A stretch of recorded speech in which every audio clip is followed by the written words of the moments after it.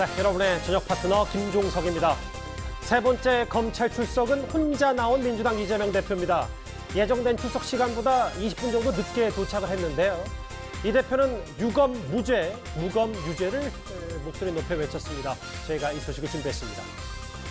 예, 그리고 오늘도 여러분의 댓글 기다립니다. 뉴스탑10 유튜브 생방송에 의미 있는 댓글 남기시면 저희가 소개도 하고 질문도 받아보겠습니다. 멀리 가지 마십시오. 1분 뒤에 바로 돌아옵니다.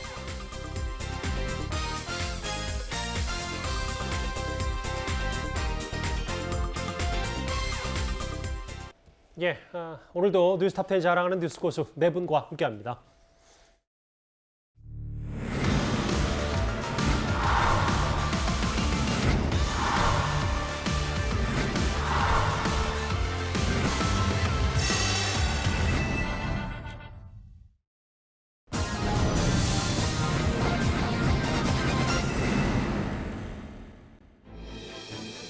예, 오늘 뉴스탑10은 바로 여기부터입니다.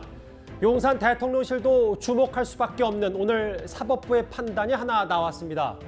바로 김건희 여사의 주가 조작 의혹과 관련이 있는 이 도이치모터스의 권오수 회장의 1심 선고가 오늘 오전에 있었는데요. 먼저 화면부터 만나보겠습니다. 문재인 정권의 친문 검찰은 김건희 여사를 탈탈 털었지만 혐의가 나온 것은 없었고 오늘 판결문의 이유에서조차 김건희 여사에 대한 언급은 없었다고 합니다. 이재명 대표와 더불어민주당은 김건희 여사를 물고 늘어진다고 해서 이재명 대표 방탄이 된다고 기대하면 오산입니다. 오늘 판결로 김건희 여사 주가 조작 거짓 프레임은 산산이 부서졌습니다. 공판에서 새롭게 밝혀진 많은 진실에도 불구하고 검찰은 여전히 김건희 여사 소환 조사는커녕 수사가 진행되고 있는지도 알 수 없는 감감무소식입니다. 검찰은 1심 재판부의 판단에 따라 김건희 여사를 무혐의 하려는 준비를 해왔는지도 모르겠습니다. 그러나 오늘 법원의 판단으로 김건희 여사의 혐의만 더 명확해졌습니다. 여야의 반응부터 만나봤습니다. 본격적인 얘기를 하나하나 하기 전에 제가 먼저 이 사건을 간략하게 설명하는 게 맞을 것 같습니다. 이건 김건희 여사가 재판을 받는 게 아니고요. 과거 권오수 전 회장이 90여 명의 계좌로 이른바 선수들과 함께 주가 조작을 한 혐의입니다.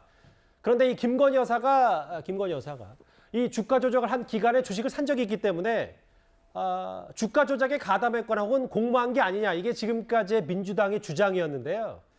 김건희 여사는 내가 투자한 적은 있지만 주가 조작은 몰랐다는 게 공식 입장입니다. 뭐 이렇게 대략 정리를 하고 좀 시작하면 될 것 같아요. 먼저 오늘 1심 선고, 권오수 전 회장이 자본시장법 위반 혐의로 집행유예를 포함한 유죄를 받았는데, 뭐 그럼에도 김건희 여사가 일단 공모 의혹에서 한 발 빠져나왔다는 평가가 있습니다. 어느 정도 저희가 해석하면 될까요? 네, 충분히 그렇게 볼 수 있고요. 또 뭐 한편으로는 이제 국민의힘 얘기처럼 이런 허위 의혹이 어떻게 보면 뭐 이런 허위 주장이다 이렇게 밝혀졌다고 봐도 저는 무방하다고 보여집니다. 왜냐하면 이제 법원의 그 판결문에서 주목해야 할 만한 키워드가 그 법원이 실패한 시세 조정이라는 말을 썼어요. 맞아요. 네, 그래서 실패한 시세 조정이라는 말을 썼고 이 내용을 보면 여기 이제 지금 검찰이 이 구형을 몇 년을 했냐면 무려 8년을 했습니다. 예. 8년을 하고 이 시세 조정으로 부당이득금이 한 100억 원이 넘었다. 이렇게 주장을 했는데 예. 실제 나온 판결을 보면 이제 집행유예 3년이 나왔고 벌금 3억 원 정도가 나왔단 말이에요. 그러면 검찰이 주장한 것보다 실제로 이 어떤 주가 조작이라는 이 큰 틀 자체가 한마디로 실패했다는 겁니다. 예. 거기서 또 하나 주목할 점은 그 김건희 여사가 이제 계좌를 빌려줬다 이모 씨, 예. 이모 씨에 대해서는 아예 이제 공소시효가 만료했기 때문에 아예 그 면소 판결을 했어요. 그 뭐 예. 쉽게 얘기해서 면소 판결이라는 건 무죄라는 거고. 예. 그리고 또 심지어 쩐주, 이제 소위 쩐주라고 하죠. 이제 주가 조작에 돈을 댔다고 의심까지 가는 사람도 여기서 무죄 판결을 받았다고요. 예. 그러면은 이 내용을 다 종합해서 보면 김건희 여사 얘기처럼 김건희 여사가 그 이모 씨한테 단지 나도 이제 좀 투자 이익을 보고 싶어서 통장을 빌려주고 이게 수익이 안 나니까 그냥 여기서 발을 뺐다. 이런 경우가 굉장히 많을 거란 말이에요. 이 경우는 이런 투자 이익을 보고 이제 잠시 통장을 빌려줬다. 이런 경우를 어떤 투자 이 주가 조작에 공모를 했다 볼 수는 없는 거고요. 그리고 정말 공모를 했다고 한다면 이 공모자를 중요한 공모자 그리고 공범이거든요. 공범을 빼고는 실제 1심에서 이런 유죄 판결 자체가 나올 수가 없습니다. 예. 그렇기 때문에 제가 볼 때는 좀 더 뭐 명확하게 설명드리면 오히려 김건희 여사는 이 주가 조작한 이 일당들한테 일종의 피해를 본 좀 피해자라고 봐도 무방할 것 같습니다. 전주 역할을 한 2명도 무죄가 나왔고, 물론 뭐 권오수 전 회장이 유죄를 받긴 했습니다만 면소 판결 이것도 사실상 무죄라고 보기 때문에 네. 김진희 변호사께서는 이게 어쨌든 공모관계에 대해서는 김건희 여사 한 발 빠져나온 셈이 됐다 이 얘기를 좀 하셨어요. 오늘 1심 선고 이후에 대통령실에서도 곧바로 입장을 내놨습니다. 과거 윤석열 대통령의 발언부터 듣고 오겠습니다.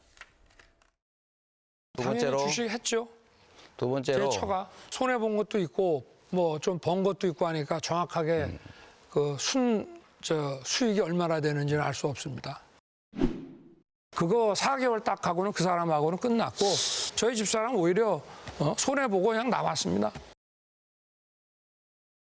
과거 대선 기간 동안에 윤 대통령 발언을 잠시 듣고 왔고요. 일단 뭐 어느 정도는 김 여사가 이거에 대해서 자유로워진 거 아니냐. 뭐 그렇다는 판단도 있다면 대통령실은 오늘 이 얘기입니다.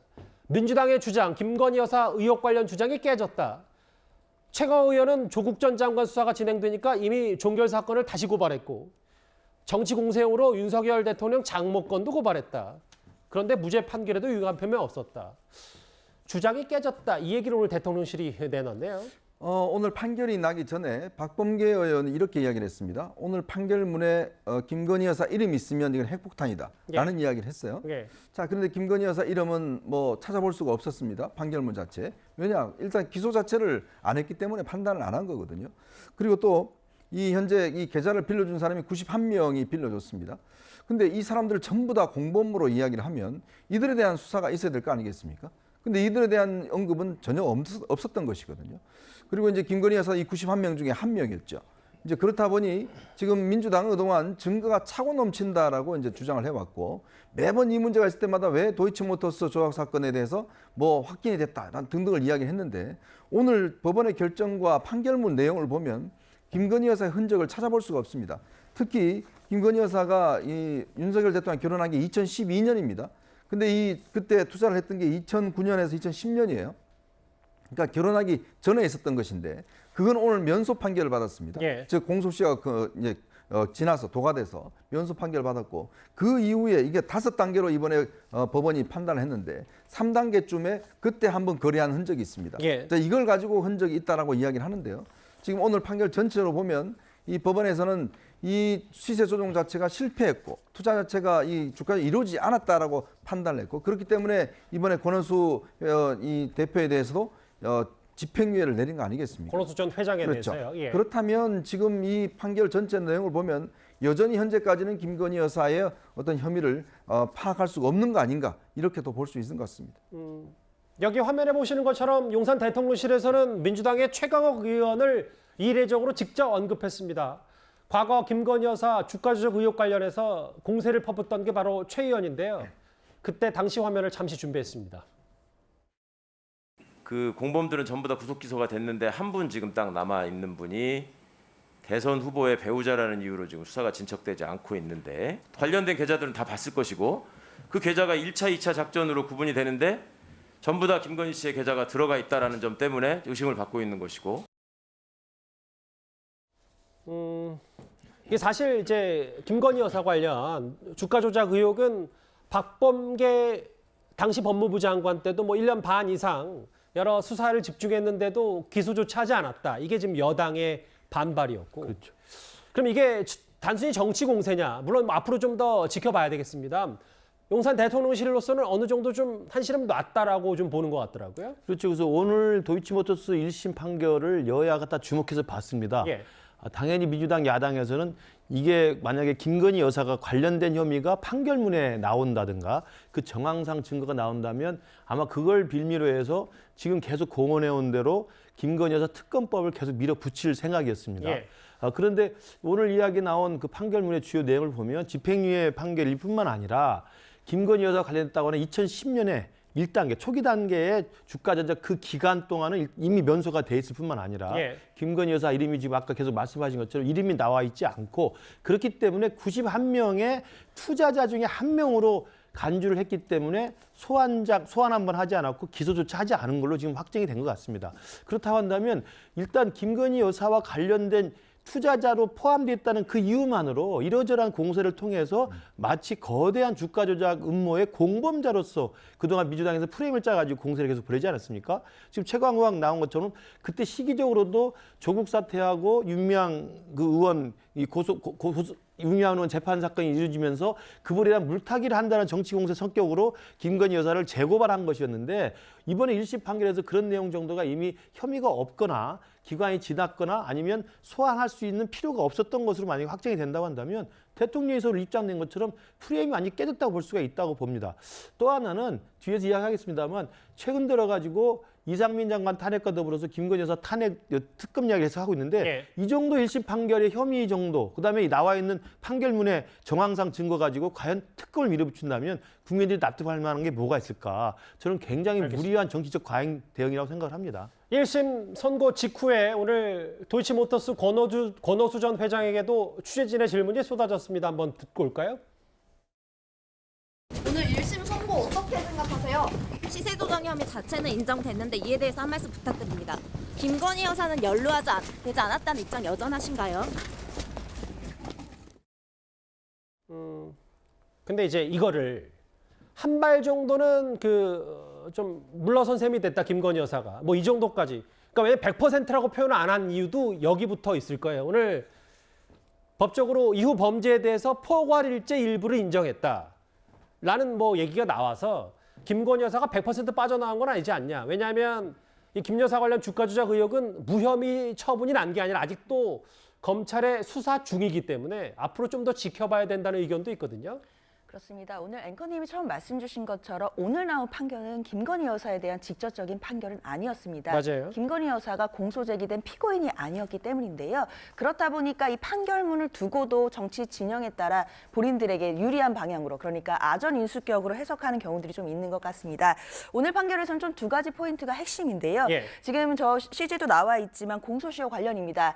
2010년 10월 21일 이후의 범죄에 대해서는 포괄일죄를 인정했기 때문에 결국은 공소시효가 남아있다라는 취지입니다. 포괄일죄라는 걸 조금 더 쉽게 풀어주면 어떤 말을 쓸 수 있을까요? 그러니까 범죄가 여러 개가 있는데요. 예. 그 여러 개가 하나로 포괄해서 일죄로 볼 수 있다라고 한다면 마지막 행위가 이루어진 시점을 기준으로 공소시효가 도과된다는 의미입니다. 예. 그렇기 때문에 포괄일죄가 인정되었다라는 것은 최근에 벌어진 범죄를 마지막으로 기준으로 해서 공소시효가 진행되기 때문에 아직까지 공소시효가 남아있다라는 의미가 크겠고요. 예. 그런데 문제는 2010년 10월 21일 이후에는 공소시효가 남아있는데 그 관련해서 김건희 여사의 계좌가 활용됐다는 시기가 겹치기 때문에 예. 아직까지 그 부분에 대한 의혹이 다 풀리지 않은 것은 아니냐라는 야당의 지적이 있습니다. 예. 그리고 또 한 가지 포인트는 대통령실에서 강조하고 있는 그 전주 손모 씨에 대해서는 무죄가 나왔다. 이제 이 부분인데요. 예. 이 부분을 두고 대통령실에서는 전주에 대해서 무죄가 나온 부분을 굉장히 강조하고 있지만 또 반대로 야당에서는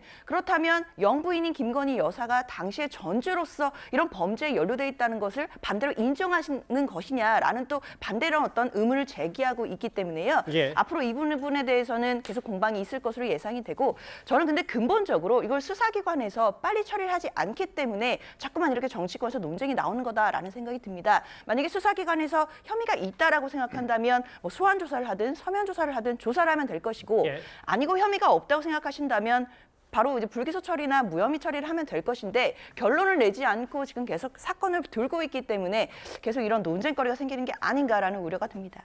일단 검찰은 수사 중이라고 했으니까요. 좀 더 지켜보고 다시 한번 말씀드리지만 오늘 1심 권오수 전 회장 1심 선고는 김건희 여사 관련 재판이 아닙니다. 아직 뭐 검찰이 기소조차 하지 않았기 때문에. 근데 뭐 대통령실에서는 이건 야당의 지금까지 정치 공세일 뿐이라고 오늘 1심 선고를 두고 해석했고 뭐 여러 가지 얘기가 나옵니다. 뭐 아까 장 변호사께서도 말씀하셨다시피 이 1심 선고의 판결문 하나를 갖고도 지금 정치권이 저렇게 각기 다른 180도 다른 해석을 내오는데 야당에서는 지금 이상민 장관 탄핵을 국회에서 통과시켜 지금 헌법재판소 판단만 이제 앞으로 기다릴 테고 앞으로 김건희 여사 관련 특검법도 통과시키겠다 이렇게 얘기하는데 글쎄요.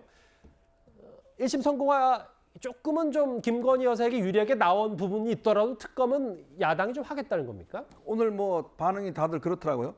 이것이 뭐 좀 판결 자체가 자신들이 생각하는 방향과는 좀 다르게 나왔지만 무조건 간다라고 지금 뭐 민주당 의원들이 SNS에다 글을 올리고 있습니다. 이제 그런 걸로 보면 무조건 저는 아마 시도할 걸로 봅니다. 이게 이제 패스트트랙을 타게 되면 180석 이상이 찬성을 하게 되면 이제 본회의에서 패스트트랙을 타게 되면 나중에 6개월 뒤에 이제 표결을 할 수가 있거든요. 뭐 그런 측면에서 보면 저는 아마 이 탄핵이나 이런 것들 일련의 과정들을 보면 저는 결국 지금 민주당이 하는 게 보면 지난 이 검수완박부터 시작해서 지금 검수완박 2까지 지금 진행이 되고 있지 않습니까? 그 다음에 이제 지금 이상민 장관의 탄핵 소추안을 했고, 그다음 김건희가 특검을 하고 또 정청래 의원이 그렇게 이야기를 했어요. 이상민 장관으로만 끝나는 게 아니다라고 이야기를 했습니다. 한 명만 끝이 아니다. 뭐 그렇죠. 이런 발언을 그렇다면 했더라고요. 이제 앞으로 아마 한동훈, 뭐 원희룡, 뭐 이런 등등 장관에 대한 아마 탄핵 소추안도 낼 가능성이 충분히 있죠. 거기다가 최근에 민주당이 내부 회의에서 그런 이야기를 했습니다. 이 최근에 이 국민의힘 전당대회 관련해서 윤석열 대통령의 개입 혐의를 두고 이걸 고발 조치하겠다라는 이야기를 했어요. 그러니까 이게 현직 대통령이 형사소추가 안 된다는 걸 뻔히 알면서 고발 조치를 한다는 이유는 뭐냐면 명분을 쌓겠다는 겁니다. 그 명분은 뭐냐? 결국은 윤석열 대통령 탄핵을 위한 명분을 쌓겠다는 거기 때문에 전반적으로 지금 민주당 내부의 분위기는 이게 되든 안 되든 간에 무조건 일단 이 전체적으로 이 특검이나 이런 걸 통해서 뭔가 쟁점을 더 크게 키워서 결국은 궁극적으로는 윤석열 대통령을 흔드는 방향으로 하겠다는 게 저는 민주당의 계획이기 때문에 이런 판결에 뭔가 나오든지 간에 저는 민주당 강경파들이 지금 현재 본회의장 앞에서 농성하고 있지 않습니까? 뭐 그런 쪽으로 아마 흘러갈 가능성이 대단히 높다 이렇게 보고 있습니다. 그러니까 이 의원께서 말씀하신 부분은 그 법적인 부분 혹은 뭐 판결문 이런 팩트 정도가 중요한 게 아니라 뭐 이상민 장관 탄핵이라든지 김건희 여사 특검 이게 바로 윤 대통령 탄핵으로 가는 교두보를 좀 마련하기 위해서다. 하나 단계를 지금 밟아 나가는 것이고 그 당내에서 그렇지 않습니까? 이상민 장관 탄핵 자체가 이게 무리다라는 게 다 의견이 나왔음에도 불구하고 밀어붙이는 거거든요. 그건 결국 이재명 대표의 지금 형사적 사건과 관련해서 뭔가 이 양쪽의 어떤 갈등 자체를 높여서 뭔가 이게 투쟁의 동력으로 삼겠다. 저는 그런 전략적인 목표를 갖고 있는 게 아닌가 싶습니다. 근데 반면 뭐 김건희 여사 특검법을 얘기하는 민주당은 아니 도대체 수사를 한 지가 얼마 됐고 검찰은 왜 이재명 대표 수사하는 만큼 그 수사력을 집중하지 않냐 이걸 계속해서 지적하고 있거든요.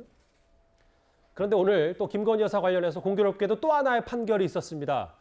기억하시겠지만 대선 기간 동안 김건희 여사와 서울의 소리 직원과 7시간 동안 통화한 내용이 공개되면서 당시에 꽤 논란이 많았었는데 오늘 김건희 여사가 손해배상 청구 소송에서 일부 이겼습니다. 야, 화술이 대단하다.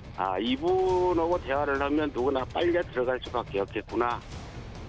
서울의 소리로부터 제대로 된 월급을 받지 못하고 있다.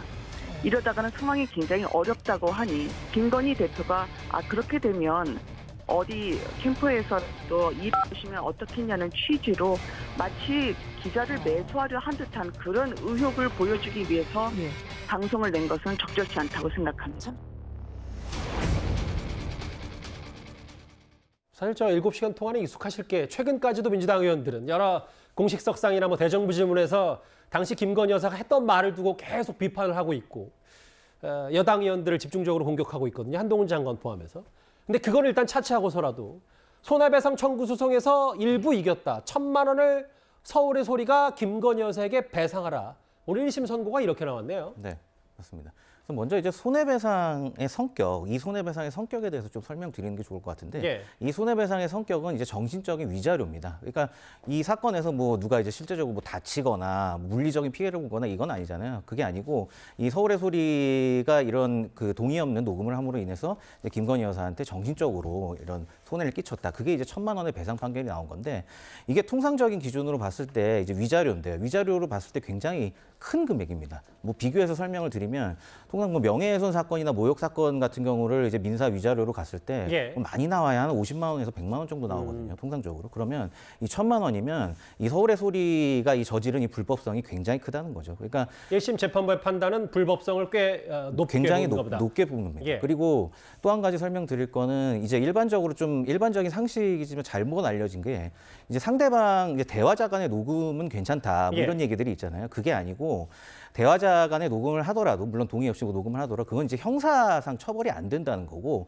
우리 민사법상은 대화자의 동의 없이 녹음을 할 경우에는 이건 명백하게 헌법상 음성권 침해다. 그래서 서울중앙지법에서 판결도 있었고 더군다나 이 음성권 침해에 더해서 이 판결문 내용을 보면 이 서울의 소리가 이 김건희 여사의 이 내용을 동의 없이 녹음도 했고 또 자기 멋대로 이제 편집을 하면서 조작한 것까지 포함이 됐거든요. 그래서 이 두 가지가 더해져서 상당히 불법성을 크게 봤다. 이렇게 해석할 수 있을 것 같습니다. 알겠습니다. 오늘 김건희 여사 관련된 두 가지 1심 재판 결과에 대해서 하나하나 차분히 사실관계 위주로 살펴봤습니다. 다음 주제 그러면 오늘 뉴스탑10이 준비한 1위로 가보겠습니다.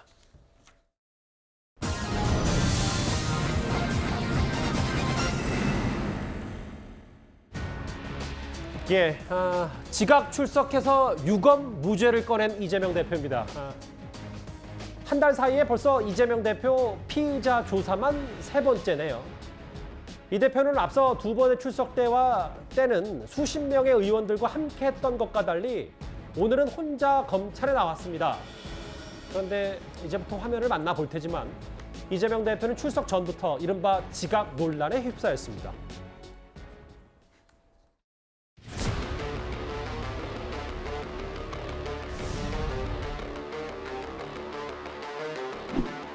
대표님 이번에도 적극적으로 진술을 거부하실 건가요? 아니면 어떻게 보실 건가요? 이번에도 진술서로 대체하실 건가요? 오늘 출석 관련해서 김용대 최고위원도 어떤 말씀 좀 나누셨어요?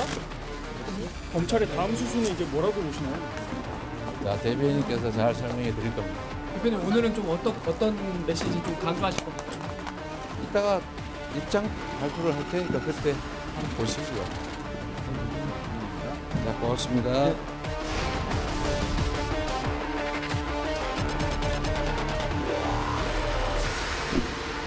네. 다시 하겠습니다.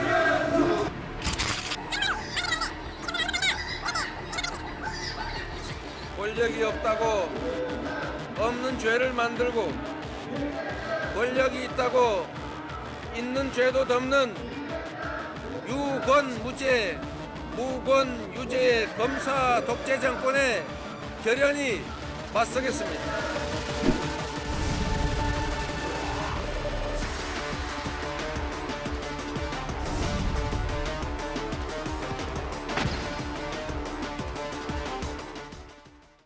저 화면이 좀 비교적 잘 설명을 해놨어요. 김은식 교수님. 네. 검찰은 원래 오늘 9시 반까지 나오라고 했는데 아니다, 나 오전 11시에 나가겠다. 뭐 여기서도 조율이 안 됐어요. 그런데 그 11시마저도 뭐 교통체증이 있었겠지만 정확히는 11시 22분에 서울중앙지검에 도착을 한 이 대표인데 이걸 검찰 시각에서 보면 지금 물어볼 거 많은데 1시간 50분이나 지각한 거 아니냐라는 의견과 지적이 나오더라고요. 지난 2차 소환 때도 마찬가지였죠. 검찰은 가능하면 주중에 나와달라는 것이었지 않습니까? 근데 토요일을 택해서 갔고 그때도 좀 그러려면 일찍 나와달라고 했는데 늦게 도착을 했습니다. 오늘도 마찬가지로 검찰에서는 조사할 게 많기 때문에 좀 일찍 와달라고 부탁을 했습니다만 11시로 늦춰서 했고 그것조차도 오전에 최고위원 회의 끝나고 오면서 20분 늦게 검찰에 도착을 했고 심지어는 아까 화면에 나온 것처럼 지난 1차, 2차 때와 달리 입장문을 발표하는데 저도 그걸 생방송을 지켜봤습니다만 10분 가까이 계속 이야기를 하더라고요. 굉장히 내용이 길었고 자신의 그 비리와 범죄 혐의에 대한 검찰 소환 내용이 아니라 앞부분에 한 5, 6분 정도는 경제, 민생, 난방 뭐 이런 이야기들 계속 이야기를 하고 있었습니다. 그래서 저는 오늘 제가 보면서 느꼈던 그 인상평은 3번 정도 소환하니까 이제는 검찰의 소환에 출석한다는 것이 범죄 혐의자로서 검찰에 온다는 게 아니라 이 생방송이 되고 기자들이 모이는 장소에서 자기 시간을 이용해서 윤석열 정부를 비판하는 정치 어떤 장으로 활용한다는 저는 느낌을 받았어요. 마치 뭐 최고위원의 발언처럼 이런 맞습니다. 말씀하신 맞습니다. 겁니까? 예. 대놓고 굉장히 작정한 입장들을 정치적으로 공세를 펼 수 있는 그런 계기로 삼는 것 같아서 굉장히 깜짝 놀랐고요. 저는 중요하게 그렇다고 생각합니다. 2차 때 토요일 날 굳이 온다고 한 것은 주중에 일이 많다고 그래서 토요일 날 온 겁니다. 오늘은 금요일 아닙니까? 근데 금요일 날 최고위원회 있는 날인데도 왔다는 말이에요. 그렇다면 사실은 검찰과 시간 조율을 할 때 지금까지는 자기들 편한 대로 했다는 것을 입증한 거라고 생각합니다. 금요일 날 올 수 있음에도 불구하고 지난번 토요일 날 왔고요. 오늘도 좀 일찍 땡겨 올 수 있음에도 불구하고 왔고 지금 와서도 입장은 똑같습니다. 지난번 2차 때 났던 진술문 그 자체만 서면으로 제출하고 오늘도 아마 제가 볼 때 하루 종일 사실상 진술을 거부했을 가능성이 큽니다. 그렇다고 한다면 지금 3번의 검찰 소환의 양상 등을 보면 소환은 오긴 오지만 사실은 묵비권으로 응하면서 오히려 정치적 공세의 장으로 활용하고 오히려 소환에 응했다는 명분과 보여주기로 하면서 구속영장 청구의 어떤 그 필요성을 좀 무력화시키려는 게 아닌가 저는 개인적으로 그렇게 생각합니다. 저렇게 오늘은 지지자들이 그 첫 번째, 두 번째보다는 많지 않았는데 뭐 그럼에도 저렇게 승합차에서 손을 흔들면서 서울중앙지검 서초동으로 들어가는 모습을 좀 보고 계십니다. 장 변호사께서는 어떻게 보세요? 이게 김 교수님이 말씀하셨던 것처럼 1분이라도 어떻게든 검찰청에 좀 늦게 들어가려고 하는 시간 끌기 아니냐. 왜냐하면 최근에 유동규 전 법무장인가요? 뭐 유 전 법무장의 말까지 인용하지 않더라도 특권 아니냐라고 해서 검찰 입장에서는 물어볼 게 정말 많은데 2시간 가까이 늦은 거에 대한 비판 여론도 좀 있는 것 같거든요. 분명히 국민 여러분들 중에서는 야당 대표이기 때문에 특혜를 누리는 거 아니냐라고 비판하실 수도 있을 것 같습니다. 그런 비판마저도 대표와 그리고 민주당은 겸허히 받아들여야 될 것 같은데요. 다만 좀 검찰과 이재명 대표 간의 어떤 보면 수사기관과 피의자 사이인데 그 조사 과정을 두고도 이렇게 좀 불협화음이 나고 신경전하는 모습 자체가 굉장히 좀 이례적이긴 합니다. 근데 이런 신경전이 있는 것 자체가 이재명 대표 혹은 검찰 측만의 어느 일방만의 잘못이다라고 보기엔 좀 어려울 것 같습니다. 이재명 대표 입장에서도 주중에는 야당 대표로서 민생 챙기는 일을 할 게 많으니 주말에 나오게 해달라고 요청을 했지만 받아주지 않은 것도 또 검찰이었고요. 물론 그걸 받아주지 않았다고 해서 검찰을 비난하기는 어렵겠지만 그래서 이재명 대표도 평일에 나가기로 한 것이고 그 시간은 최고위원 회의 때문에 조금 늦어진 감은 있습니다. 뭐 그렇다고 하더라도 일단 중요하고 본질적인 것은 얼마나 조사가 잘 이루어질 수 있고 그리고 일단 소환 조사에 응해서 출석을 했다는 것 이거 자체가 좀 본질적이기 때문에 오늘 조사가 어떤 방향으로 이루어졌고 또 이재명 대표가 진술서로 가름하면서 본인의 피의자의 방어권을 최대한 활용하고 있기 때문에요. 그 부분과 관련해서도 이제 차차 좀 나오는 내용을 보고 좀 생각해봐도 될 것 같습니다. 이 얘기도 짧게만 해볼게요, 이현정 의원님. 글쎄요, 제 시각과 뭐 음모론인지는 아닌지는 모르겠지만 일각에서 정치권에서 나왔던 얘기는 지금 김건희 여사 관련 재판이 도이치모터스 재판이 오늘 11시에 1심 선고가 있었기 때문에 본인이 11시 출석 예고한 것도 이런 뉴스와 뉴스의 대결 혹은 만약에 김건희 여사에게 불리한 1심 선고가 나왔을 경우 뭐 저기서 한두 마디 하려고 했던 전략과 뭐 이런 거 아니었냐라는 얘기까지 좀 나왔거든요. 글쎄 뭐 증거는 없지만 제가 이제 기자 입장에서 보면 뉴스의 프레임을 어느 쪽에다 댈까? 아마 그거는 이제 이 데스크들이 판단이 있을 겁니다. 자, 똑같은 사건이 2개가 일어납니다. 그럼 똑같은 사건 2개를 중에서 어디를 생방송을 물려야 될 것인가? 이제 그 고민이 있을 거 아니에요? 만약에 도이치모터 사건이 예를 들어 예상한 대로 아주 중형이 나왔다. 자, 이렇게 되면 이 카메라는 어디에 갈까요? 이제 그런 부분들을 충분히 생각할 여지가 있다는 것이고. 그리고 이제 저는 그 역대 이제 많은 그 고위층들이 피해자들이 이제 이렇게 검찰에 출두하는데 보면 이 시간대 출두하는 분은 처음 보는 것 같아요. 거의 점심 식사하시러 출두한 것 같거든요. 왜냐하면 바로 출두하면서 점심시간이었습니다. 그럼 점심시간 또 1시간 동안 점심을 먹어야 돼요. 그리고 그다음에 조사가 이제 이루어지는 거잖아요. 그러니까 이 시간대 출두하면 오전 조사는 없는 겁니다. 그냥 가서 그냥 점심 드시고 그다음에 그다음 한참 뒤에 이제 조사가 시작되는 거거든요. 뭐 정확히는 11시 22분쯤이었다고 하더라고요. 그렇죠. 그렇게 되면 돈 하면 이제 주문하고 또 식사 와서 12시에 점심 먹고 1시간 정도 점심 먹고 그다음부터 조사가 시작되고 그리고 이제 밤샘 조사는 어차피 안 할 테니까. 그리고 본인이 결연히 맞서겠다고 이야기를 했는데 결연히 맞서겠다는 의미는 뭔가 검찰이 주장하는 사실에 대해서 적극적으로 반박한다는 의미인데 지금 이 3차례에 걸친 수사를 보면 그렇지는 않은 것 같습니다. 그냥 뭐 진술서만 내고 계속 이 진술서 있다 이런 이야기만 하는 것 같은데. 알겠습니다. 글쎄요, 본인이 무건 유죄라고 그러시는데 저렇게 자기가 시간 맞춰서 늦게 출두하고 하는 권력이 없는 분은 저는 처음 보는 것 같습니다. 뭐 얘기는 뭐 대략적인 뭐 풍문을 주제로 뭐 곁가지로 한번 짚어봤고요. 그러면 오늘 이재명 대표가 뭐 대략 1,800자 정도의 입장문이라고 하는데 10분 정도 어떤 얘기를 했는지를 좀 간략하게 정리를 저희가 해봤습니다. 벌써 세 번째입니다. 첫 번째 소환으로 세상을 떠들썩하게 했던 성남시 FC 사건, 아직까지 뚜렷한 물증 하나 제시하지 못하고 있습니다. 지연 조사에 추가 조사 논란까지 벌어진 두 번째 소환 조사 이후에도 검찰에 조종되는 궁박한 처지에 빠진 이들의 번복된 진술 말고 대체 증거 하나 찾아낸 게 있습니까? 사실 많이 억울하고 많이 힘들고 많이 괴롭습니다. 지금처럼 포토라인 플래시가 장렬하는 이 공개 소환 회술래 같은 수치입니다.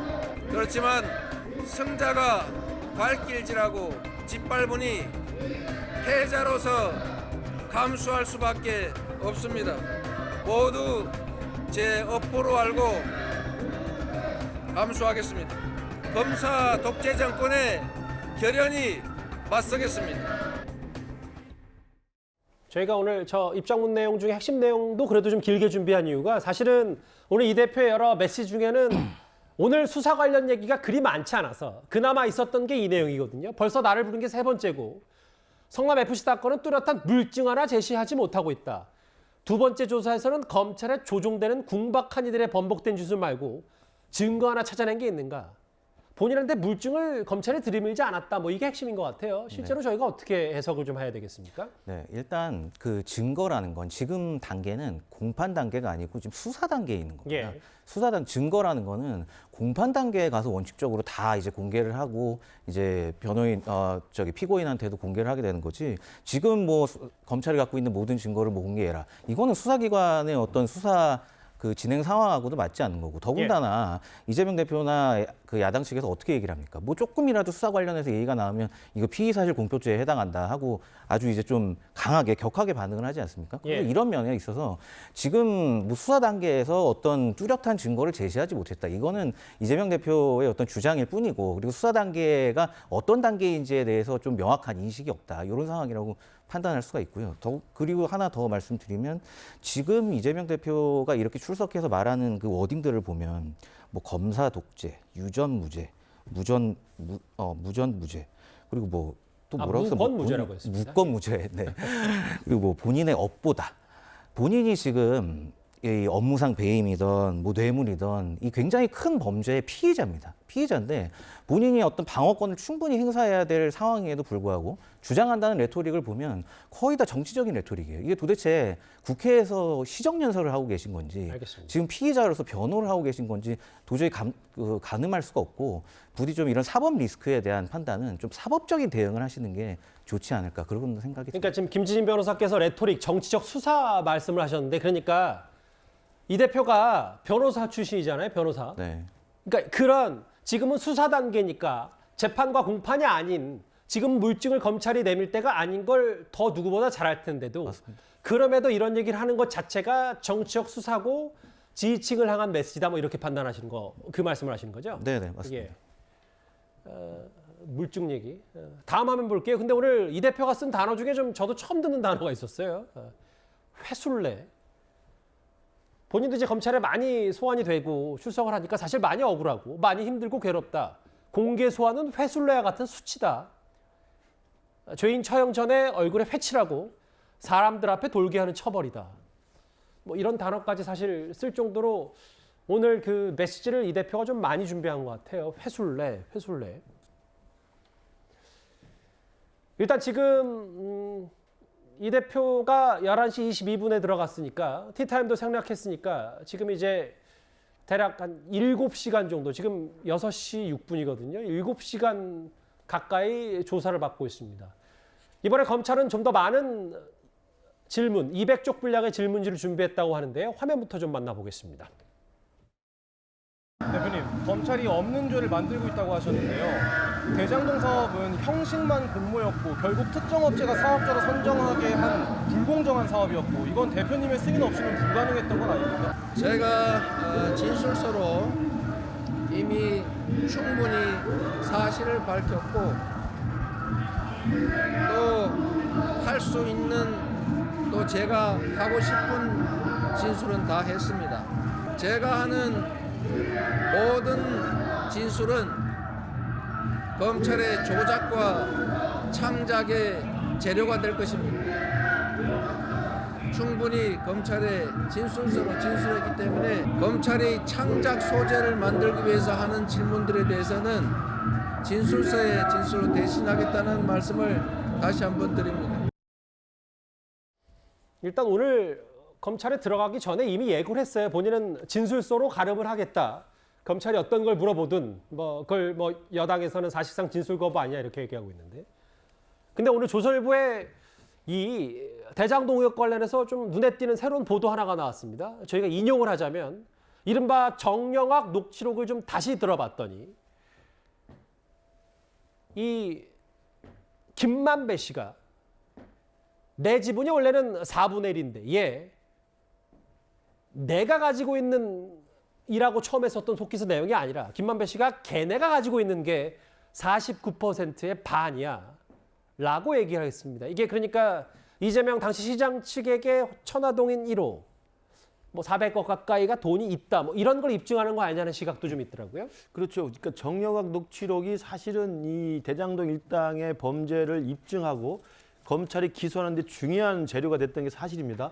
그래서 이게 사실상 증거 능력이 있느냐 없느냐가 굉장히 중요한 관건이 되는데 대장동 녹취록 중에 중요한 부분이 오늘 조선일보 보도에 따르면 속기사가 작성한 내용과 전혀 다른 내용으로 지금 검찰 속기사는 다시 들여다봤다는 것이거든요. 그러니까 그 대장동 일당 중에서 정영학이 제출했던 민간 속기사 작성거에 보면 김만배가 갖고 있는 49%의 지분이라는 것, 다시 49%의 반, 다시 말해 25%라는 게 내가 갖고 있는 걸로 돼 있기 때문에 개인 한 명 소유로 돼 있지만 지금 검찰이 이 부분에 대해서 이재명 당시 시장의 대선용 정치자금 저수지라고 확증할 수 있는 것은 그 내가 아니고 자세히 들어보니까 걔네라고 지금 판단했다는 겁니다.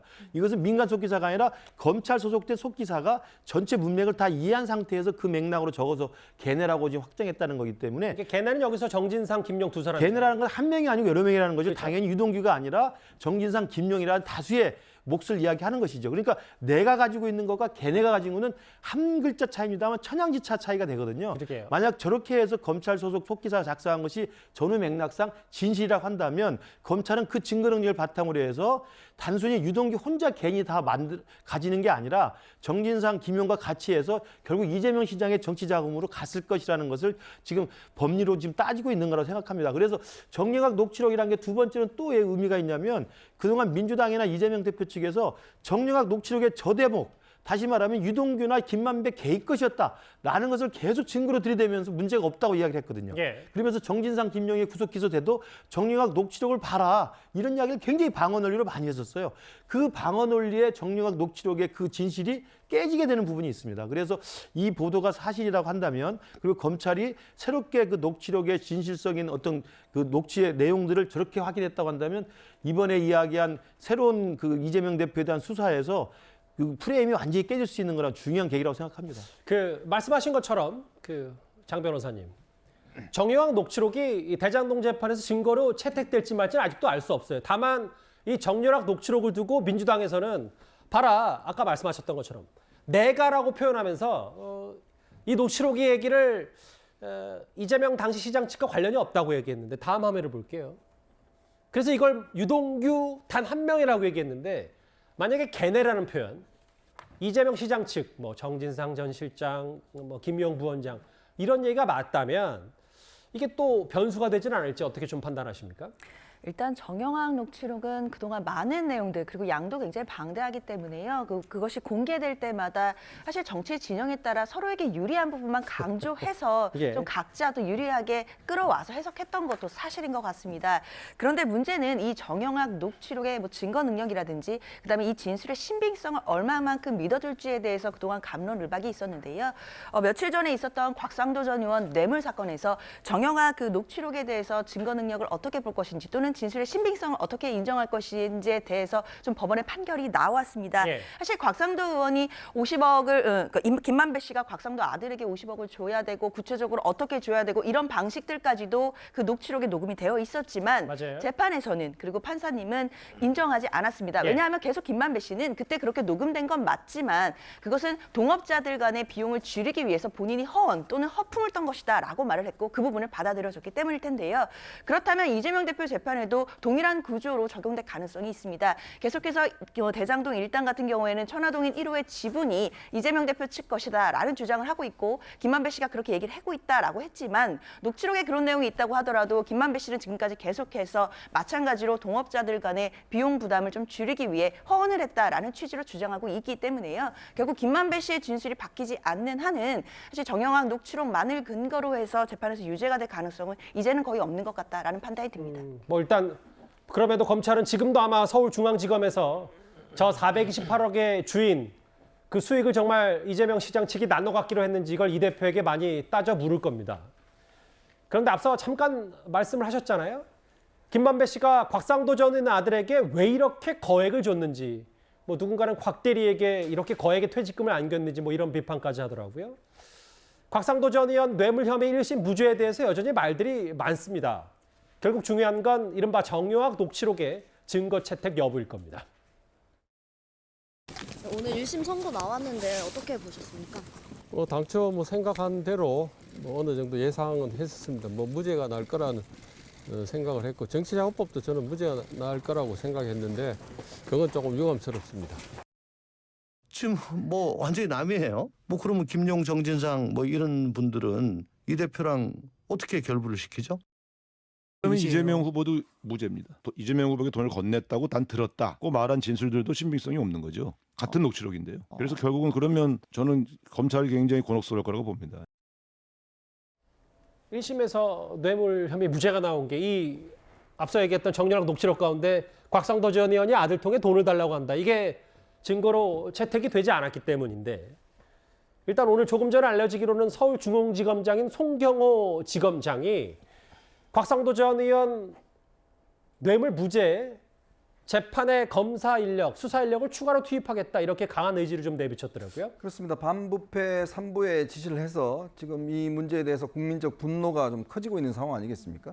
도대체 검찰이 지금 제대로 했느냐라는 부분에 대한 지적들이 있으니까 지금 검사들을 증강해서 항소심에 대응하라는 지시를 했다고 그래요. 참 저는 요즘 법원의 판결을 보면 정말 이해할 수 없는 판결들이 꽤 있는 것 같습니다. 국민들의 법 감정이나 법 상식과는 배치되는 게 있는 것 같은데 하물며 이번 판결 놓고 그런 이야기 합니다. 앞으로 뇌물 줄 일 있으면 자녀들 퇴직금으로 줘라. 그러면 괜찮다라는 이야기까지 있어요. 자, 판사 본인도 인정했지 않습니까? 이 도대체 대리 몇 년 한 사람한테 50억이나 되는 이 퇴직금을 준다는 게 상식적으로 말이 되는 이야기입니까? 그렇다면 당연히 대가성을 따져봐야겠죠. 자, 그런데 지금 대가성을 따지기 위한 이 정영학 회계사의 지금 녹취록이 있는 거 아니겠습니까? 이거를 인정을 하지 않고 증거가 없다라고 해서 그냥 바로 무죄 판결을 한 거 아니겠습니까? 그러니까 이해할 수 없다는 거죠. 왜냐하면 그 근거라는 것들을 충분히 있음에도 불구하고 적극적으로 해석의 여지가 있음에도 불구하고 아예 해석하지도 않고 본인도 인정하는 아니 세상에 몇 년 근무한 사람한테 50억을 퇴직금을 주는 게 그게 그냥 상식적으로 있을 수 있는 일인가요? 그렇다면 앞으로 모든 어떤 이런 뇌물 주는데 그런 식으로 줘버리면 다 그럼 법원에서 무죄 판결할 건가요? 단 독립된 자녀여야 합니다. 그렇죠. 단 독립된 자녀한테 앞으로 뇌물 줄 것 같으면 그렇게 줘버리면 문제가 없다는 이야기인가요? 예. 저는 정말 이 요즘에 재판부나 판사들이 현실적인 문제, 이런 문제에 대해서 너무나 이 어떤 세세한 부분을 보면서 전체 숲을 보지 못하고 있는 게 아닌가. 특히 김명수 대법원 체제에서는 요즘은 판사들이 많이 지금 그만뒀다고 하지만 너무나 상식적으로 이해할 수 없는 판결들이 꽤 있기 때문에 이런 부분에 대해서 항소심에서 바로 잡혀야 된다는 생각이 듭니다. 저는 이번에 그 송경호 지방지검장이 다시 검찰 투입을 증강을 이야기한 것은 시의적절하다고 생각을 하는데요. 주의 깊게 봐야 될 것은 곽상도 의원의 저 뇌물 무죄에 나온 것들이 다 국민들이 분노하고 있고 모든 언론에서 사설을 통해 가지고 다 문제를 제기하고 있습니다만 눈여겨봐야 될 대목은 저 공소가 유지가 되고 재판부 1심 판결 나오는 것을 실제로 검찰이 기소했던 것은 2021년에 문재인 정권 하에서의 검찰입니다. 예. 그 당시에 이 대장동 게이트 터지니까 문재인 검찰 하에서 기소를 하면서 지금 대장동 일당의 재판도 그렇게 진행이 되고 있는 거고 추가로 지금 새롭게 검찰 수사를 해서 밝혀낸 것으로 지금 정진상과 김용이 구속 기소된 것이지 예. 그전에 그렇지 않았습니까? 따라서 보면 곽상도 의원의 저 부분에 대해서는 누가 봐도 그러면 제3자 뇌물로 기소를 하면 이 부분을 좀 훨씬 더 범죄를 입증하기 편했을 거예요. 알겠습니다. 그러지도 않았고 그리고 전문 증거라는 걸 다 알고 있음에도 불구하고 그것을 입증할 만한 추가적인 자료를 찾지 않았다는 것도 문제가 있는 겁니다. 예. 그렇기 때문에 제가 볼 때 송경호 중앙지검장이 지금이라도 그러면 항소심에서 유죄를 따내기 위해서는 검찰이 더 보강이 돼서 확실하게 수사하라고 저는 이야기를 한 것으로 보이고 분명히 2021년에 그 문재인 여권의 검찰에서는 이 사건을 그렇게 할 수밖에 없는 구조가 있었다는 저는 개인적인 그런 아쉬움이 있습니다. 정리를 좀 해보겠습니다. 지금도 이재명 대표는 조사를 받고 있습니다. 서울중앙지검에서. 알려지기로는요. 검찰은 오늘 이 대표 조사가 마무리되고 다음 주 중에 이 대표에 대한 영장을 청구할 가능성도 있습니다. 화면부터 잠시 보고 오겠습니다. 이재명 대표에 대해서 민주당 의원들이 어떤 판단을 내릴까는 진짜 예단하기는 어렵습니다. 저조차도 이게 무조건 100% 부결될 것이다 혹은 무조건 가결될 것이다라고 단언하기가 참 어려워요. 과연 이재명 체제로 가는 것이 총선에 도움이 될 것인가. 가결이 될 경우에는 민주당에 대한 심판도 저는 피할 수 없을 거라고 생각하거든요. 이탈표는 역사의 배반자로 낙인을 찍힐 것인데 누가 총대를 메고 조직적인 담합을 하는 선두에 나설 수 있을 것인가. 만약에 이탈표가 생기더라도 최악의 경우 저는 5석을 넘지 못할 거라고 봅니다. 벌써 또 이제 민주당이 체포동의안을 부결시킬 거냐 이런 얘기 벌써 나오고 일단 오늘 끝나면 오늘이 마지막 조사라는 얘기도 있고 그렇지 않다는 시각도 있으니까 그건 이제 검찰이 판단하겠죠. 다음 주 중에 영장을 청구할 경우 국회로 또 체포동의안이 넘어가는데 이거 전망 김 변호사께서는 어떻게 하세요?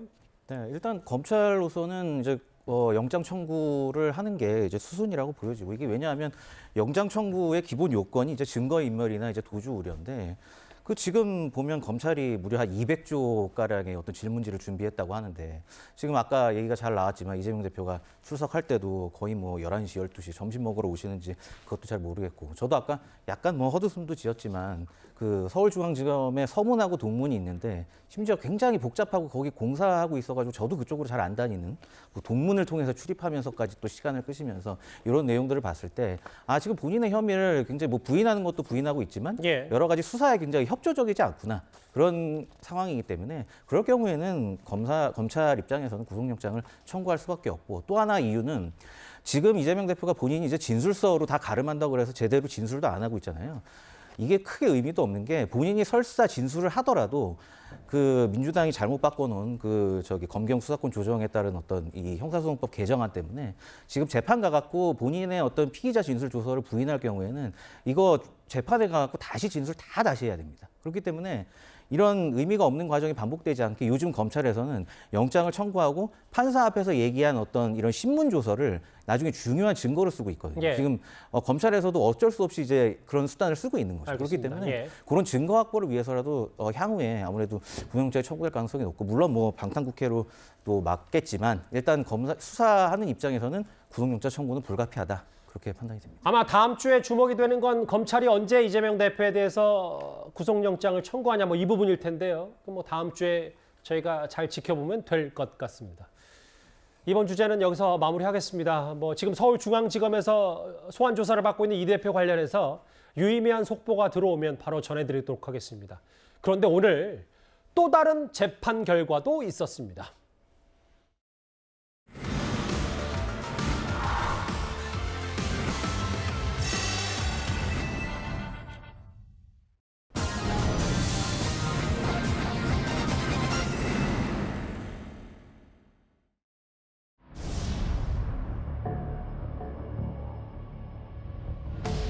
법원에서 진실이 드러날 수 있도록 성실히 임하겠습니다.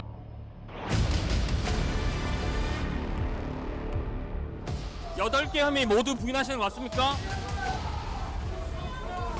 할머니께 들을 말씀 없습니까?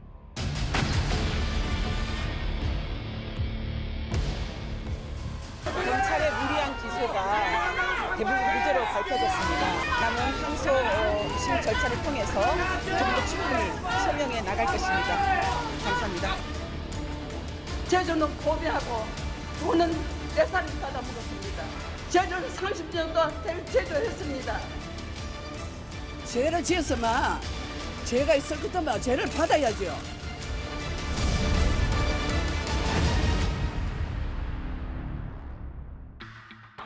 보신 그대로입니다. 저희가 지난달에 정의기억연대 후원금을 자기 돈처럼 쓴 것 아니냐는 혐의로 윤미향 의원에게 검찰이 징역 5년을 구형했다는 소식 전해드렸었는데 오늘 1심 결과가 나왔습니다.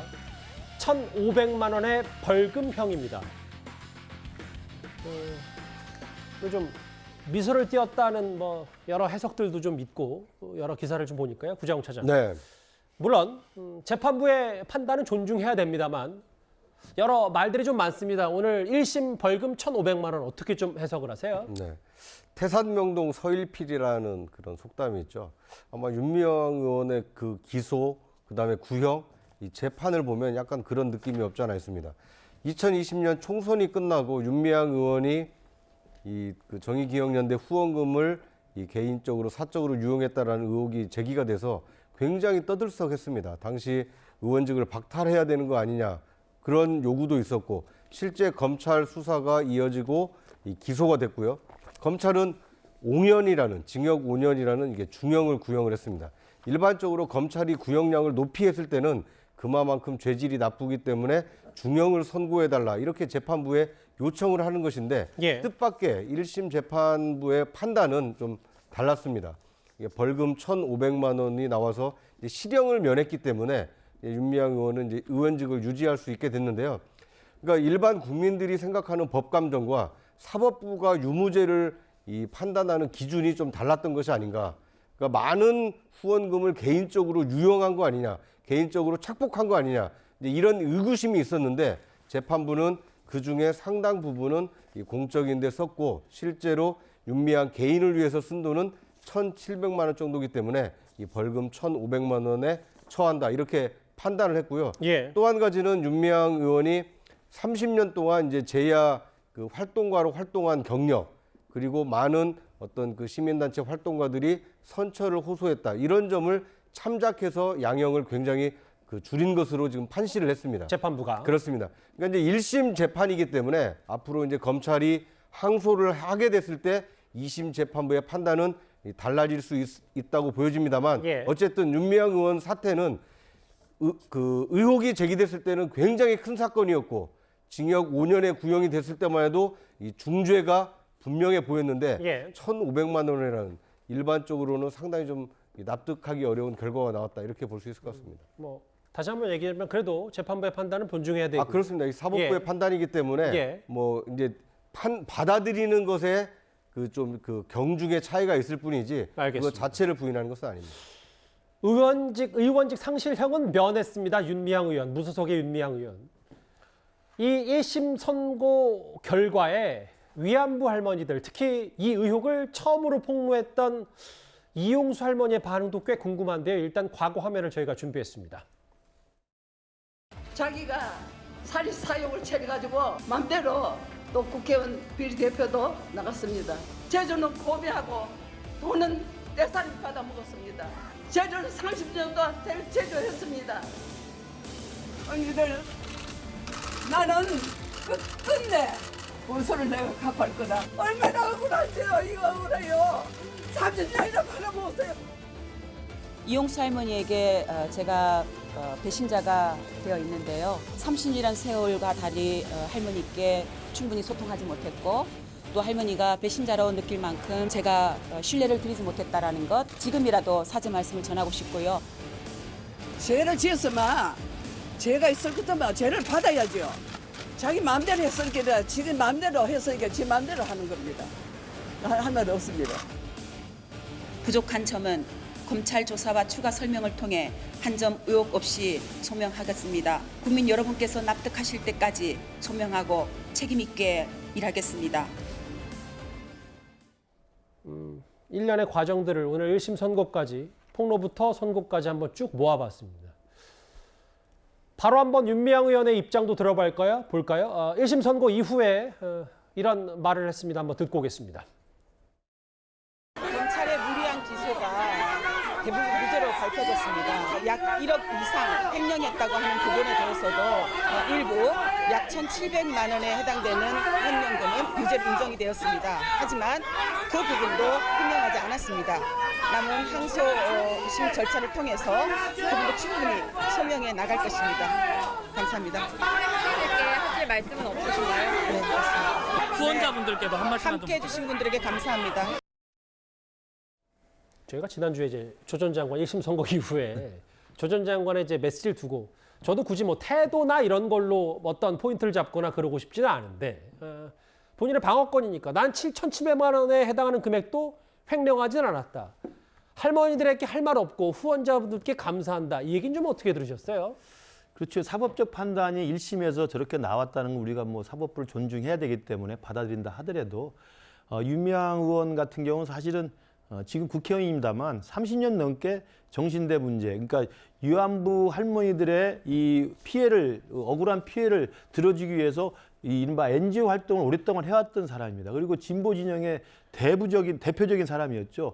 그런 사람이 2020년에 이른바 횡령 문제, 그리고 아까 나온 이명수 할머니의 폭로로 인해 가지고 위안부 할머니들을 이용해서 자기의 정치적 경제적 이익을 노린 게 아니냐라는 그런 도덕적 의혹을 많이 받았던 겁니다. 예. 그러면 오늘 제가 생각할 때는 사법적 1차 판결이 저렇게 나왔다 하더라도 본인이 그 마이크 앞에서 이야기할 때는 적어도 할머니들에 대해서 죄송하다, 할머니들께 심려를 끼쳐 죄송하다 정도는 했어야 되는 게 저는 마땅한 태도라고 생각을 합니다.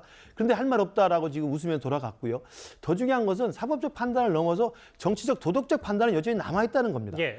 그렇게 우리가 많은 국민들이 후원하면서 도와줬고 정말 우리 위안부 할머니들이 그 한을 풀어주기 위해서 앞장서서 했던 시민단체를 믿고 도왔는데도 불구하고 그 시민단체 그 처리 능력이나 회계 능력이 투명하지 않았기 때문에 많은 의혹을 짰던 것이고 실제로 막상 당사자였던 할머니들한테는 굉장히 많이 한을 맺히게 했던 사건도 있었던 거 아니겠습니까? 그렇다면 윤미향 의원의 사법부 판결에 유무죄를 떠나서 적어도 오랫동안 재활동을 해왔던 사람들의 태도로서는 정말 적절하지 않다.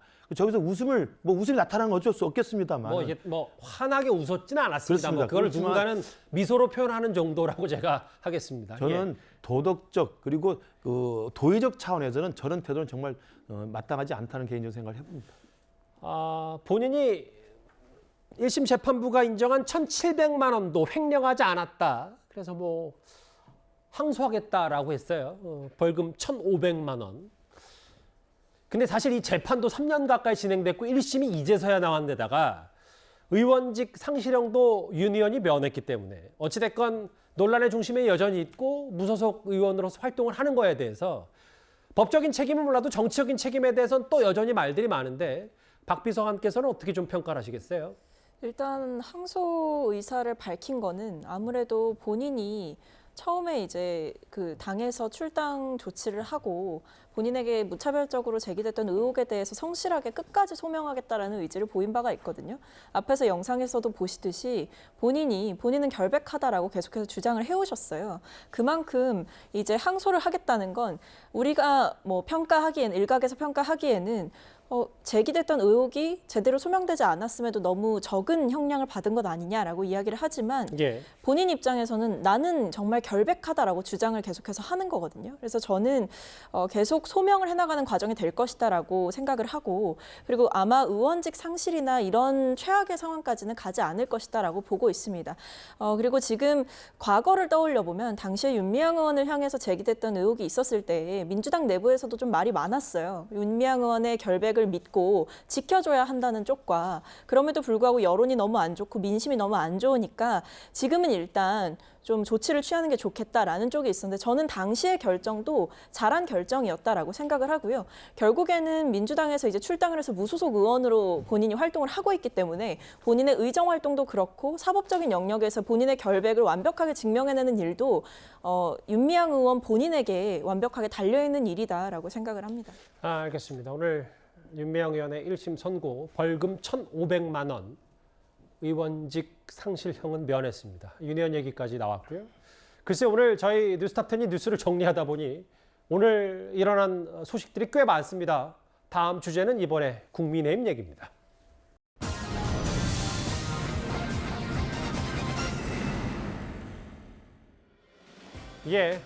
일단 이 주제를 읽어보기 전에 국민의힘이 오늘 오전에요. 당대표 후보 4명과 최고위원 후보 8명을 추렸습니다. 화면부터 보겠습니다. 먼저 당대표 본경선 진출자입니다. 김기현, 안철수, 천하람, 황교안. 윤석열 정부의 성공과 총선 승리를 향해 매진해 나가도록 하겠습니다. 과반이 넘는 의석을 차지하는 그런 정당이 되어야 윤 정부도 정말 성공할 수 있다. 뒤늦게 출발했음에도 불구하고 정말 굉장히 많은 분들이 저에게 지지를 보내주셨습니다. 책임감도 많이 느끼고 있습니다. 30년 자유민주 정권을 만들어 가겠다.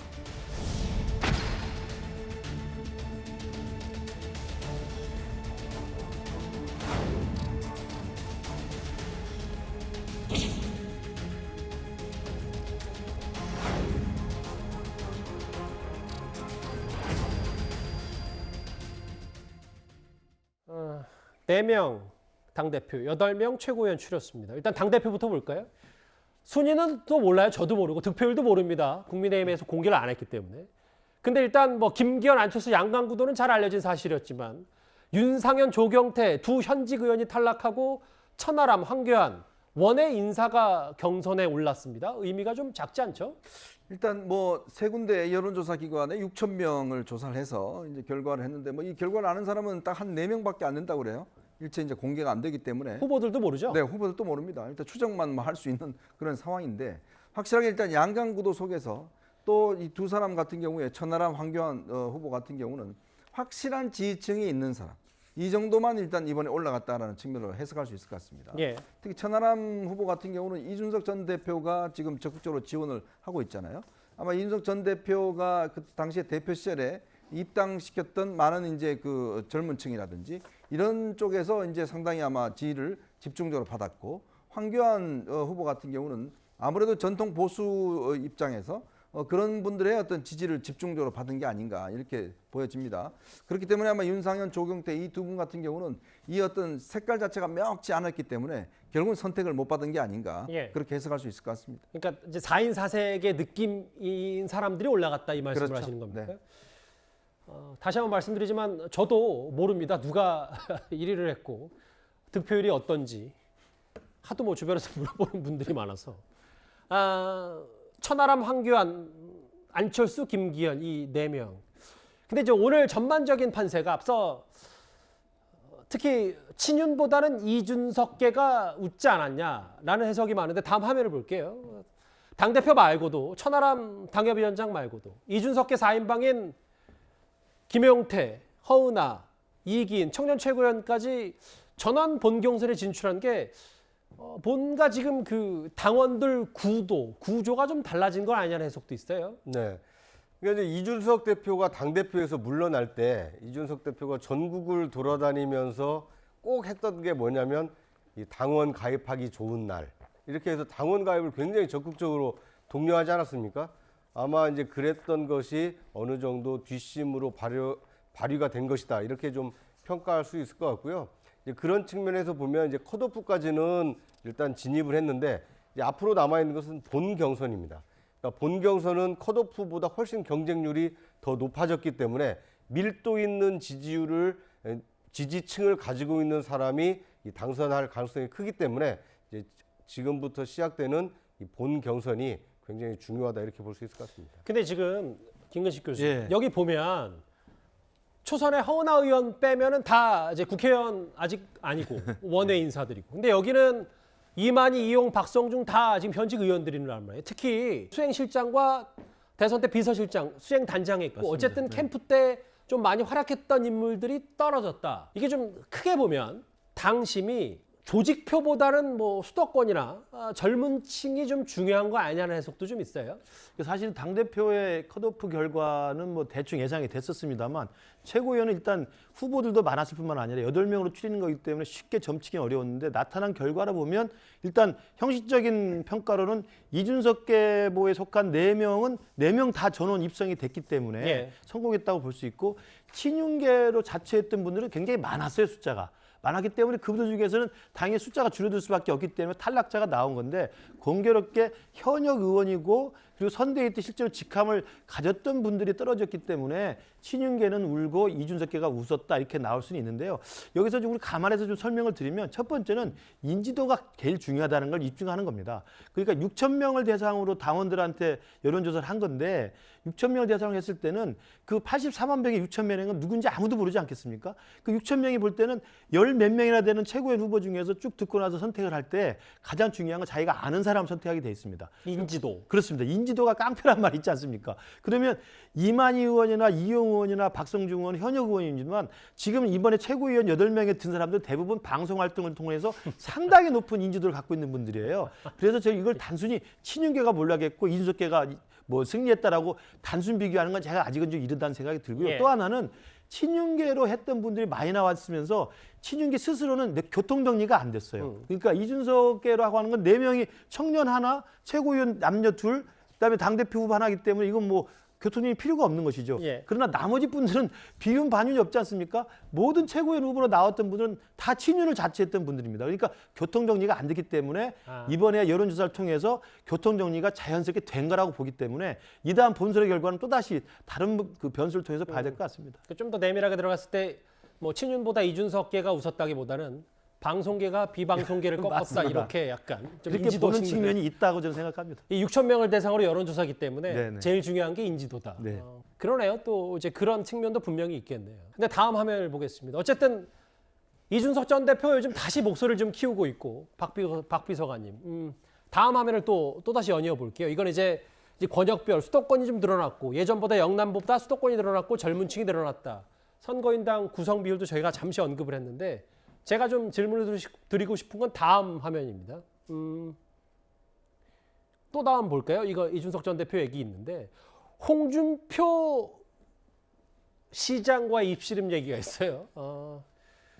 이제 조금씩 이준석 전 대표가 목소리를 키워가면서 나는 체급이 높아져서 공천 걱정하면 안 된다. 홍준표 시장 봐라. 공천 안 주니까 무소속으로 당선되지 않냐라고 했더니 공천 받고 3번이나 낙선한 분이다라고 했다. 이제 또 국민의힘에서도 여러 좀 스피커들이 나서기 시작했네요. 그러니까 이준석 대표가 사실은 사법적인 문제뿐만 아니라 이제 당 내부에 혼란이 있고 나서 한동안 좀 잠행을 하기도 했죠.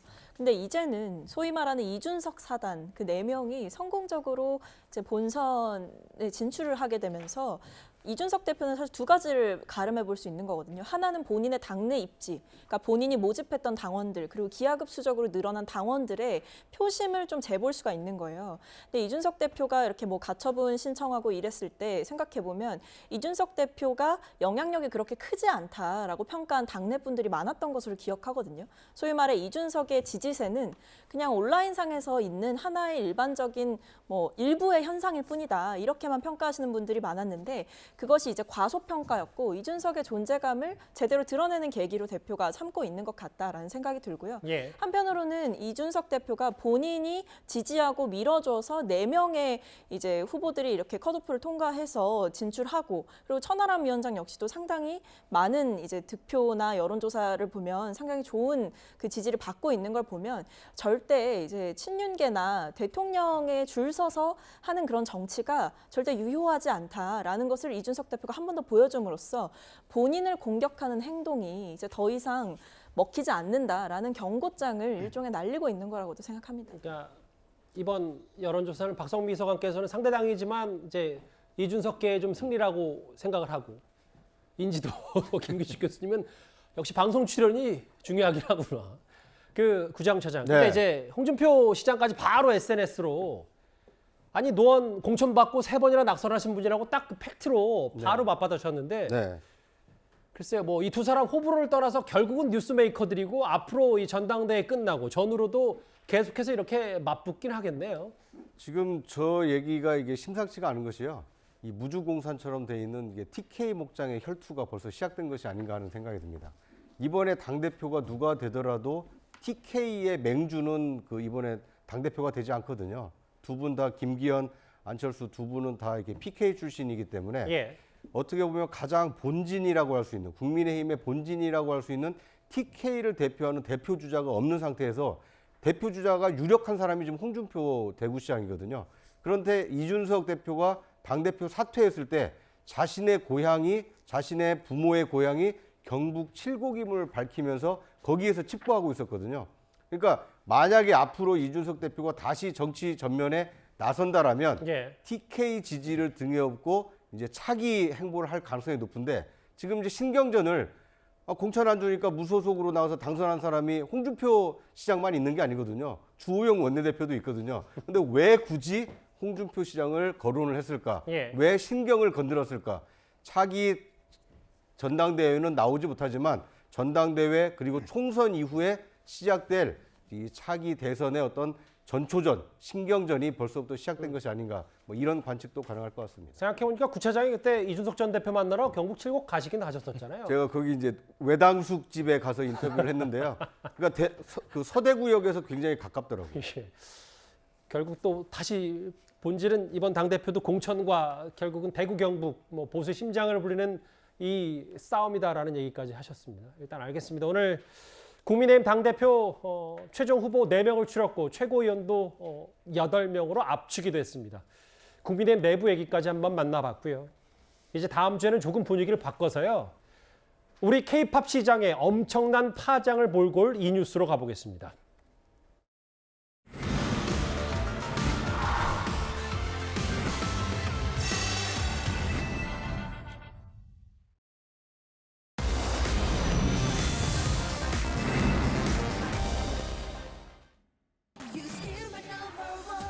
벼랑 끝 이수만 적과 손을 잡았다. 최근 회사 지분 논란이 있었던 SM의 창업자 이수만 전 프로듀서가 하이브 방시혁 의장과 손을 잡았습니다. 일단 이렇게 되면 BTS를 만든 하이브가 현재로서는 엔터테인먼트 업계를 천하통일한 셈이 되는데요. 대체 어떻게 된 일인지 화면부터 먼저 만나보겠습니다. SM은 SM만의 독자적인 프로듀싱 시스템을 통해서 음악뿐만이 아닌 의상, 안무, 뮤직비디오 등에 이르기까지 전 세계 트렌드를 이끄는 차별화된 컨텐츠를 생산해냄으로 인해서 세계 음악 시장을 선도하고 있습니다. 구글하고 전통 엔터테인먼트 산업을 연결해갖고 새로운 모델들을 만들고 그 뭐를 하려고 그러면 법령상 우리가 뭔가 잘못 거는 게 아니라 이런 고민들을 많이 하게 되는 것 같아요.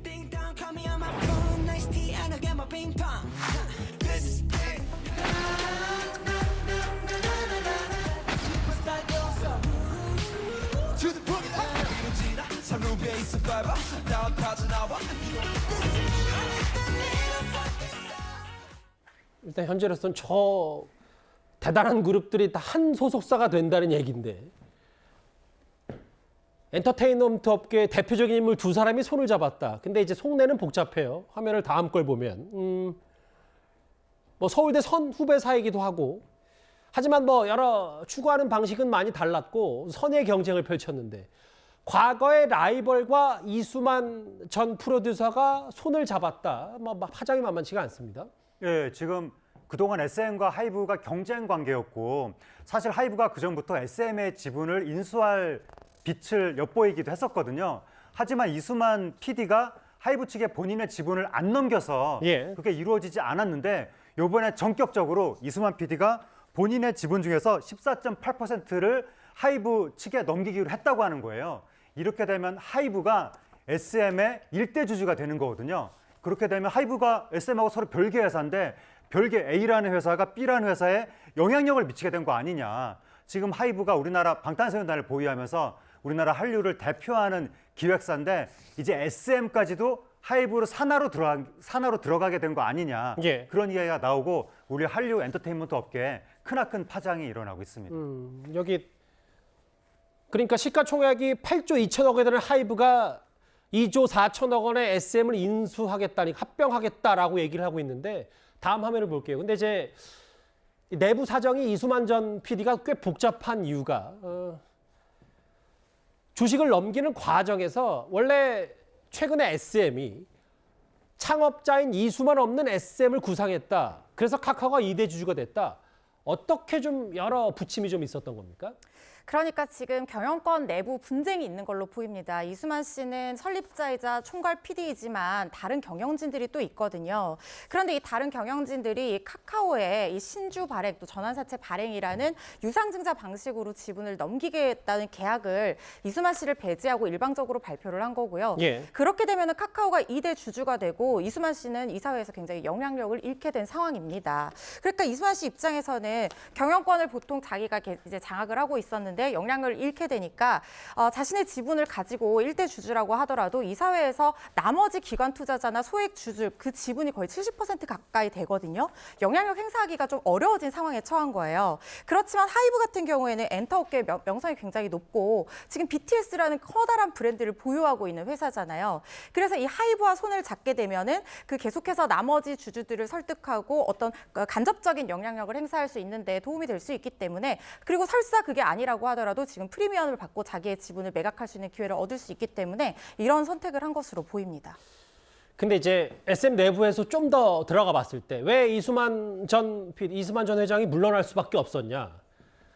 이수만이 SM이고 SM이 이수만이다. 이 얘기로 지금 엔터테인먼트 업계의 선두였던 SM인데 SM 내부에서는 이수만 전 PD가 일도 안 하고 10년간 500억을 받는다. 이런 내부의 불만도 있었고 SM이 계속해서 여러 엔터테인먼트 업계에서 밀리다 보니까 이제는 이수만 체제가 안 된다. 뭐 이런 내부 목소리가 있었던 모양이에요. 네, 그 이제 작년에 SM 이른바 행동주의 펀드라는 곳에서 SM의 지분을 취득해서 폭로를 했는데 이수만 전 PD가 일단 일선에서는 물러난 상태였었거든요. 그런데도 불구하고 이른바 황제 개혁을 통해서 말씀하신 것처럼 아무런 일도 하지 않고 뭐 음원 수익의 6%, 매니지먼트 수익의 3% 이런 식으로 10년간 500억을 가져가는 구조다. 이런 폭로가 나오면서 이수만 PD에 대한 여론이 굉장히 안 좋아졌고 그리고 SM 엔터테인먼트가 과거에는 우리나라 한류 엔터테인먼트 업계의 원톱이었었거든요.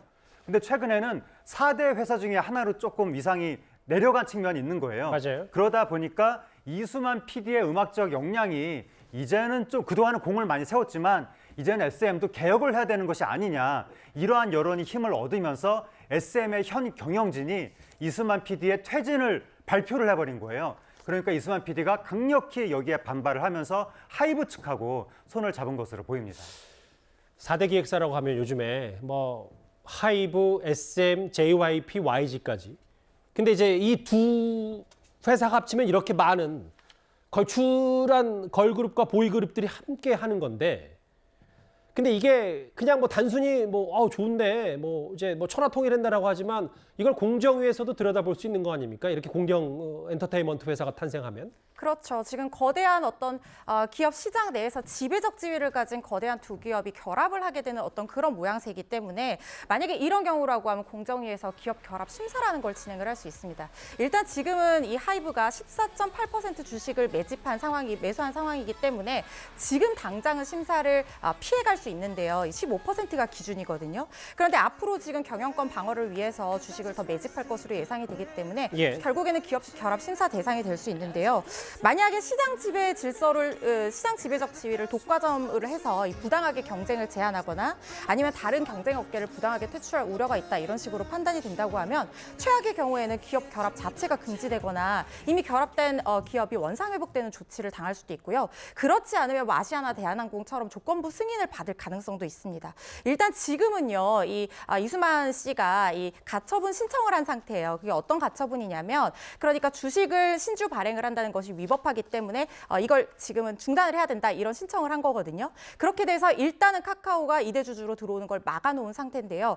이걸 좀 진행을 한 다음에 나중에 이 기업결합 심사를 좀 그러게요. 정면으로 돌파해서 받을 가능성도 있어 보입니다. 과거에 적과 손을 잡은 이수만 전 PD, 이거 지금 K-팝 시장의 파장이 만만치가 않습니다. 이 얘기도 좀 하나하나 만나봤고요. 다음 주제는 연예계를 떠들썩하게 한 한 사람이 더 있습니다.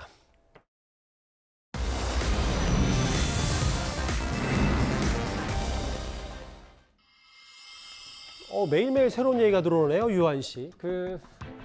어제 저희가 향정신성 의약품인 수면마취제 프로포폴을 상습 투약한 혐의로 유한 씨가 경찰 조사를 받았다는 얘기를 전해드렸는데요. 그런데 오늘 새로운 혐의까지 추가가 된 듯합니다. 예, 저도 엄청 너무 무거워가지고 저도 엄청 긴장을 하면서 봐가지고 지금 해롱해롱한데 아무쪼록 즐거운 시간이셨길 바라고요. 해롱해롱 약하셨어요. 어우 큰일 났을 말씀을 하시고 예, 뭐 해롱해롱하고요. 예, 즐거운 시간이셨기를 바라고요. 이따 얘기해요. 알려지기로는 이제 프로포폴은 음성이 소변 검사에서 나온 걸로 전해졌는데 대마가 양성이 나왔어요. 조금 전에 알려진 얘기입니다. 맞습니다. 조금 전에 들어온 속보로는 지금 유한 씨 대마 양성 반응이 나왔다고 지금 알려지고 있습니다.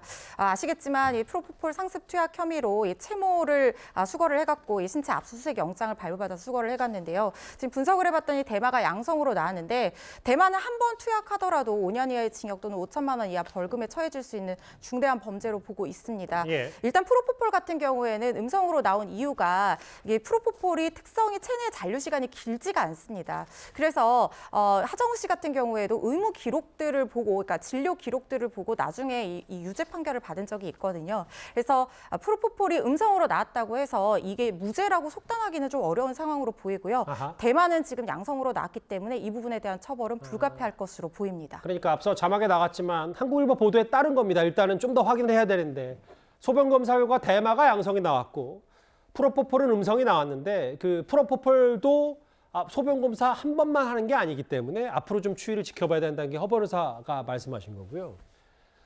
근데 뭐 대마든 프로포폴이든 어쨌든 지금 본인이 물의를 일으켰다는 데는 큰 이견이 없을 것 같아서 최근에 영화를 좀 찍었는데 오랜만에 바둑 영화인데 이게 또 마치 이제 그 유아인 씨 때문에 제동이 걸릴까 봐 바둑 팬들이 좀 뿔이 났다고 하더라고요. 네, 지금 승부라는 영화가 이미 완성이 거의 다 됐거든요. 이제 공개 예정에 있었는데 그게 바둑 소재의 영화여서 바둑 팬들이 굉장히 기대를 했던 내용이었었고 그 영화 속에서 유아인 씨가 이창호 구단 역할을 맡았거든요. 예. 그리고 조은영 구단 역할을 이병헌 씨가 맡았고 대결을 펼치는 거였었는데 지금 유아인 씨가 이런 식의 혐의를 받게 되니까 지금 바둑 커뮤니티에서 성명이 나왔습니다. 유아인 씨가 이대로 만약에 이 영화가 공개가 됐을 경우에 이창호 구단의 명예가 훼손될 수도 있다. 예. 그래서 유아인 씨의 결백이 증명될 때까지 영화 개봉을 연기해달라. 이러한 성명이 나온 겁니다. 알겠습니다. 유아인 씨 얘기 또 새로운 속보까지 만나봤고요. 다음 주제 가기 전에 지금까지 들어온 여러분들의 댓글을 만나보겠습니다. 첫 번째입니다. 심심하면 탄핵하는데 탄핵이 누구 집 강아지 이름이냐라고 하셨고요. 예. 누가 창작인지 누가 소설인지 지켜보겠다. 이재명 대표 말씀하신 듯합니다. 예. 서민들도 검찰에 소환되면 진술서로 가름하면 되겠네라고 하셨고요. 할머니에게는 이용수 할머니에게는 죄송하다는 말 정도는 했었어야 되는 거 아니냐. 윤미향 의원 말씀하신 것 같습니다. 마지막 볼까요? 이제 JYP나 YG는 게임도 안 되겠네. 이수만 전 PD 얘기였습니다. 다음 주제는 바로 영상부터 확인해 보겠습니다.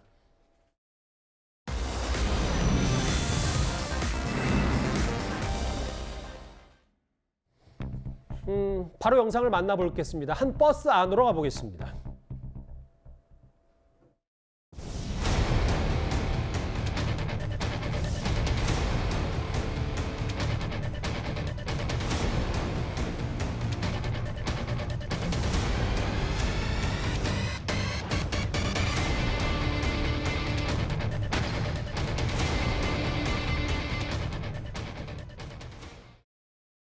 실업이 1,600만 원 화면에 잘 설명되는데 물어줘야 되는 겁니까? 버스 기사가? 일단 제가 판단했을 때는 최소한 이 혐의를 벗을 수 있도록 최선을 다해야 될 것으로 보이는데요. 제일 중요한 것은 승객에게 위험을 초래할 수 있는 방식으로 운전했느냐의 문제인데 지금 상황으로서는 버스 기사의 큰 잘못이 보이지 않는 상황입니다. 왜냐하면 안내 방송도 사전에 나왔다고 하고요. 다른 승객들이 흔들리거나 동요하는 모습도 보이지 않았거든요. 예. 그래서 의도적으로 과속한 것으로 보이지는 않기 때문에 최선을 다해서 정식 재판 청구를 통해서 혐의를 벗을 수 있도록 노력해야 될 것으로 보입니다. 알겠습니다. 마지막 10위는 중국 화재 뉴스로 바로 가보겠습니다.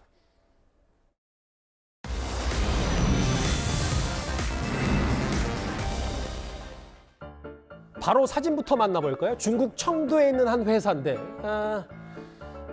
가면을 쓰고 면접을 보더라고요. 근데 저기 회사가 방송 관련 회사라면서요? 예, 저희가 방송 관련 회사라고 하는데 면접을 보면서 보신 것처럼 면접자들이 다 가면을 쓴 거예요. 저 상태에서 저 회사에서 하는 얘기는 우리는 개인의 외모보다는 능력을 중시한다 라고 하면서 이른바 저렇게 복면 면접을 본 것이고 네티즌들이 이거야말로 평등이다. 저런 직장에서 일하고 싶다. 이런 반응들을 내보내고 있습니다. 한 주의 마지막 소식 뉴스탑10에서 10위까지 만나봤습니다. 금요일 뉴스탑10은 여기까지입니다. 곧바로 뉴스웨이가 이어지니까요. 많은 시청 바랍니다. 여러분 고맙습니다.